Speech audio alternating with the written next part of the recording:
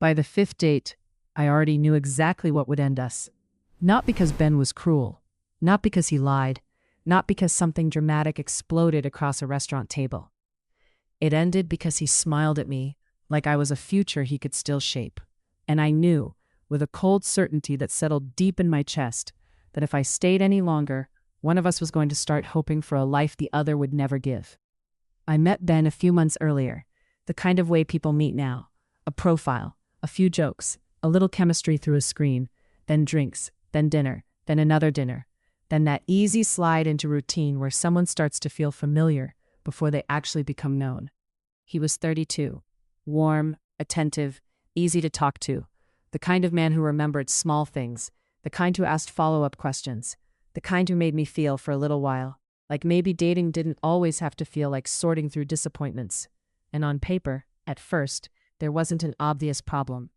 His profile said he didn't have kids and was open to them. Mine said I didn't have kids and didn't want them. I had written it clearly, not vaguely, not in that soft, uncertain way people sometimes do when they're trying not to scare anyone off. I was direct because I had learned to be direct. Because if I wasn't, people heard what they wanted to hear. They treated certainty like a phase, like a mood, like something cute and temporary. I wasn't confused. I wasn't undecided. I wasn't waiting for the right man to unlock some hidden maternal instinct. I was child-free, fully, intentionally, peacefully. And by the fifth date, sitting across from Ben in a restaurant with low lights and the soft clatter of silverware around us, I decided to circle back to the things people usually pretend can wait. At first, it was easy. We talked about little profile details, travel, work, the books we claimed to love, and the hobbies we were probably exaggerating. It felt light, harmless, but underneath it I could feel that question waiting, heavy, necessary. So I asked, "Can I ask you something?" He looked up from the menu and smiled. "You can ask me anything." I let out a small breath. "Your profile says you're open to kids." He nodded once, casual. "Yeah." I watched him for a second. "What does that mean for you?" He leaned back slightly, thinking, not guarded, not uncomfortable, just honest. And then he said it. "I've always seen myself as a father." The words landed hard. Clean, simple, no hesitation. He kept going, almost lightly, like he didn't realize he had just reached across the table and touched the exact fault line between us. I guess I never really pictured my life without kids. I've just always assumed that would happen someday. Inside, something tightened. I stayed calm. I stayed polite. That strange, quiet grief of realizing a possibility is closing while the other person is still talking like it's wide open. I set my glass down carefully. "I don't want children," I said. "Not someday, not maybe. I'm not planning on having them at all. I like my life the way it is, and I'm building it that way on purpose." He blinked, like he was adjusting to the seriousness in my voice. Then he smiled again, softer this time, almost teasing. "But your kid would be so cute." The sentence hit me in a way I didn't expect. Not because it was the worst thing anyone had ever said, not because it was shouted, not because it was meant to hurt, but because it was so familiar. That reflex, that dismissive little turn, the instant leap from what I wanted to what he imagined, as if my body had already become a hypothetical nursery in his mind, as if my choice was just a temporary objection waiting to be charmed out of me. I opened my mouth to respond, and then the food arrived. Plates slid onto the table. The server smiled. Ben thanked her. The moment broke apart in the noise and movement, and just like that, the conversation was gone. Or at least, on the surface, it was. For the rest of dinner, I smiled when I needed to. I answered questions. I ate. I even laughed once or twice. But inside, I was no longer on the date. I was somewhere else entirely, mentally stepping back, replaying every word. I've always seen myself as a father. Your kid would be so cute. I knew what people like to say about these things. That it was early, that no one needed to decide anything yet, that dating was supposed to be fun in the beginning, light, open-ended. But that had never made sense to me. Why would I wait until feelings got deeper to discover a deal breaker this big? Why would I let someone attach to a version of me that didn't exist? Why would I let myself get attached to someone who was quietly carrying a future I would never step into? By the time that date ended, I had already begun mourning something that had barely started. A few days passed. I was quieter than usual. I knew it. I could feel myself pulling back in every text. Every reply was shorter, more careful, less warm. Ben noticed. His message came in during the evening. "You've been quieter than normal. Is it the kid topic?" I stared at the screen for a long moment. There it was. No way around it now. I sat on my couch with my phone in my hand and read his message again. Outside, everything was ordinary. Cars passing, someone laughing in the distance, the hum of life continuing like nothing important was happening. But in my chest, it felt important, because this was the moment where honesty would either save us time or create a mess. I typed slowly. "I've been thinking about our conversation, and I don't think we're aligned long term. You said you possibly want children, and I know I don't. I don't want to lead you on, so I don't think we should keep seeing each other." I read it 3 times before sending it. It was clear, respectful, final, the kind of message I would want to receive if the situation were reversed. The reply came faster than I expected. He was upset. I could feel it through the screen immediately. He said he wouldn't date someone who already had kids, but he had always assumed the women he dated would want them eventually. I stared at that line. Always assumed. Something in me went still. He kept going. Said it was too early for conversations that deep, that we should have waited, that we barely knew each other, that this was the kind of thing people talked through later, once something more solid had formed. My jaw tightened. Too early. That phrase again, the one people use when they mean, "I wish you had gotten more emotionally invested," before telling me no. I typed back carefully, trying to stay measured. "It's a massive deal breaker for me. I'm actually taking steps to make sure I won't be able to have children in the future." I sent it. That was the clearest language I had. No ambiguity. No room to reinterpret me as not yet, or not with the wrong person, or just scared. This wasn't theoretical. I wasn't casually leaning child-free. I was actively making permanent decisions about my body and my future. I expected that to settle it. Instead, it made him more upset. His messages got longer, more emotional, more urgent.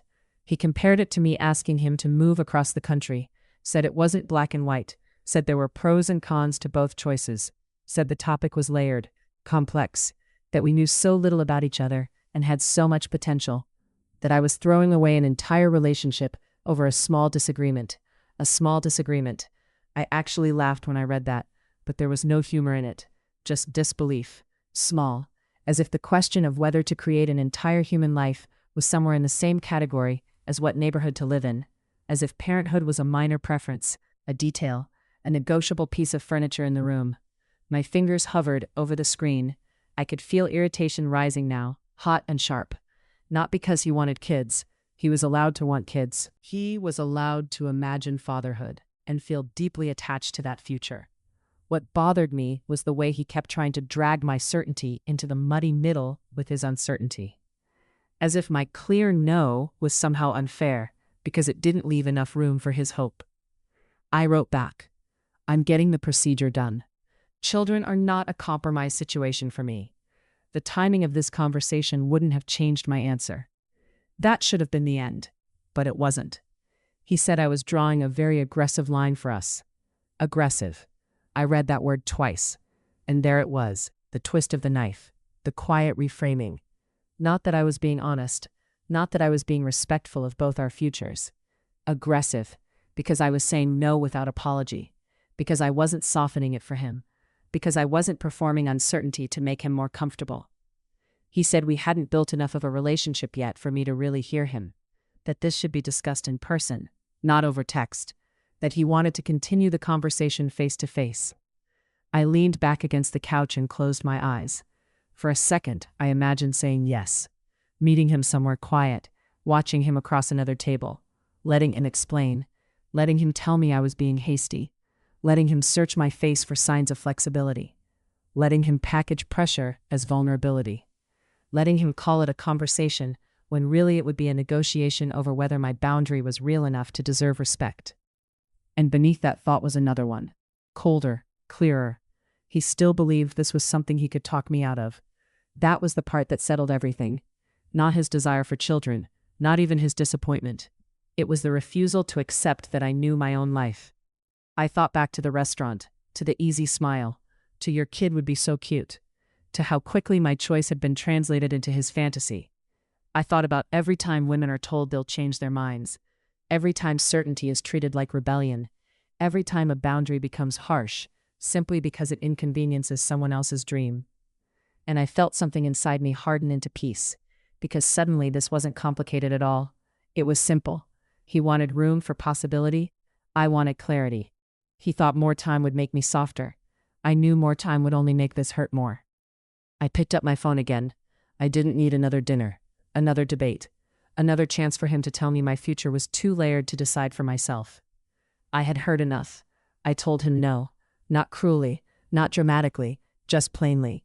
I said I wasn't interested in continuing the conversation in person, that this wasn't a misunderstanding, that we were not compatible, that I wished him well, but I was done.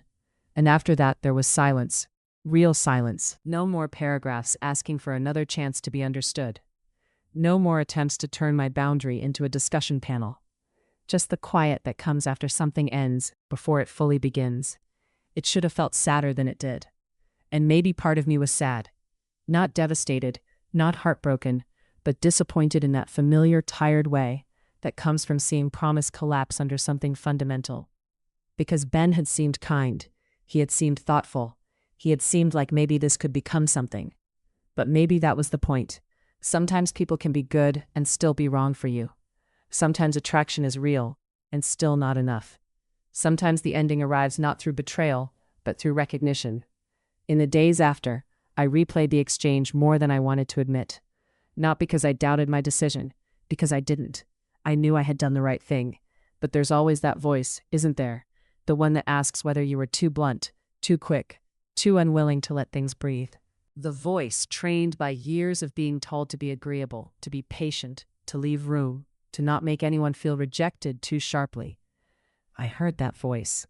Then I remembered his words. Too early, small disagreement, aggressive line.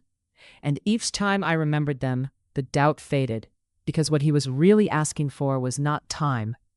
It was access. Access to keep building intimacy while hoping I would eventually bend. Access to reinterpret my no as fear or haste or defensiveness. Access to keep me in the gray area where his imagined future could still survive. But I had no interest in living in someone else's gray area. I had spent too long getting clear about what I wanted, building a life I actually loved, a life with freedom in it, quiet in it, mobility in it, choice in it, a life that fit me. I wasn't going to stand at the edge of that life and let someone call me aggressive for protecting it. And that was the thing that stayed with me most, not the breakup itself, not the failed potential, but the strange audacity of being told that certainty about my own body, my own future, my own deal breakers was somehow too much. As if womanhood is only acceptable when it remains negotiable. As if a firm boundary becomes offensive the moment it can't be persuaded into softness. As if saying I know what I want is only admired when what you want is convenient. Weeks later, if I'm honest, what lingered wasn't Ben exactly. It was the pattern. The way some people hear I don't want children and translate it into convince me. The way they hear permanence and respond with bargaining. The way they call it nuanced when what they really mean is they don't like the answer. And maybe that's why the whole thing unsettled me more than a normal early breakup should have.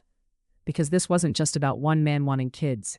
It was about how quickly my truth became, in his eyes, an obstacle to work around instead of a reality to respect.